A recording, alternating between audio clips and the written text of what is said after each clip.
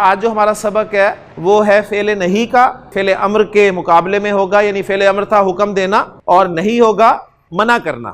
Dos and don'ts جو بھی ہیں قرآن مجید میں وہ آپ کے سامنے فعل امر اور فعل نہیں کی صورت میں آئیں گے۔ یہ ٹرمینالوجی آپ امر بالمعروف اور نہی عن المنکر کے حوالے سے بھی جانتے ہیں، سنتے ہیں۔ امر بالمعروف یعنی نیکی کا حکم دینا، نہی عن المنکر یعنی برائی سے منع کرنا۔ تو یہ منع کرنے کے لیے آج ہم فعل استعمال کریں گے۔ جی دو لفظ ہیں، ذرا پہلے انہیں سمجھ لیں۔ ایک ہے نہیں، ایک ہے نہیں۔ نہیں نیگیٹو اور نہیں ڈونٹ۔ عربی زبان میں نہیں اور نہیں دونوں کے لیے فعل مضارع سے پہلے لا لگایا جاتا ہے۔ جی نہیں کا مفہوم پیدا کرنا ہے تو بھی فعل مضارع سے پہلے آپ لا لگائیں گے، اور نہیں کا مفہوم پیدا کرنا ہے تو بھی فعل مضارع سے پہلے لا لگائیں گے۔ لیکن ظاہر بات ہے پتہ کیسے چلے گا کہ کون سا لا جو ہے وہ نہیں والا لا ہے اور کون سا لا جو ہے وہ نہیں والا لا ہے؟ تو اس کا بھی حل ہے۔ یذہبو کے معنی تھے وہ جاتا ہے یا وہ جائے گا، اور لا یذہبو وہ نہیں جاتا یا وہ نہیں جائے گا۔ تو یہ لا جو ہے لائے نفی ہے، یعنی نہیں کے لیے استعمال ہوا، جو ترجمہ نے کیا نا وہ نہیں جاتا۔ ایک اور لا لکھ رہا ہوں جی، اور اس کے بعد فعل مضارع لکھ رہا ہوں لا، اب میں صیغہ بھی چینج کر رہا ہوں اور کہہ رہا ہوں لا تذہب۔ اگر اس یذہبو کو بھی میں سمجھانے کے لیے تذہبو بنا دوں تو لا تذہبو کا ترجمہ آپ کیا کر رہے ہیں؟ تو نہیں جاتا یا تو نہیں جائے گا۔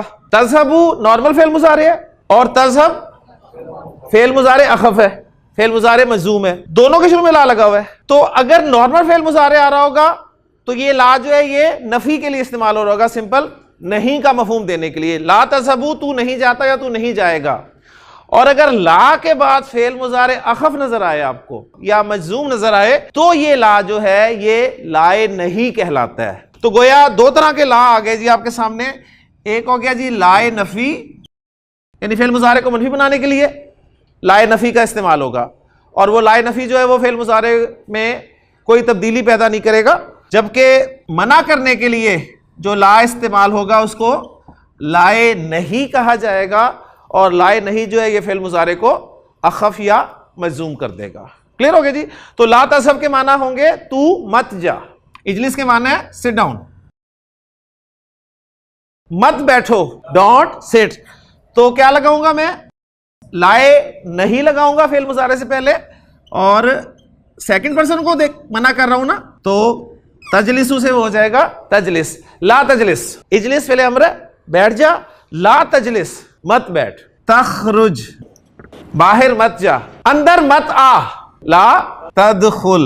اور اگر آپ سب کو میں کہوں کہ باہر مت جاؤ، لا تخرجو، کلاس میں داخل مت ہو، لا تدخلو، مت داخل ہو۔ لا ترفعو، مت بلند کرو۔ کیا بلند مت کرو؟ مفعول چاہیے آگے۔ اصواتکم، اصوات جمع ہے صوت کی۔ لا ترفعو اصواتکم، اپنی آوازوں کو بلند مت کرو، فوق صوت النبی، نبی کریم صلی اللہ علیہ وسلم کی آواز کے اوپر۔ اور پھر فرمایا ولا تجہرو لہو، اور مت اونچی آواز میں بات کرو اس سے، یعنی نبی کریم صلی اللہ علیہ وسلم سے بالقولی بات کرنے میں۔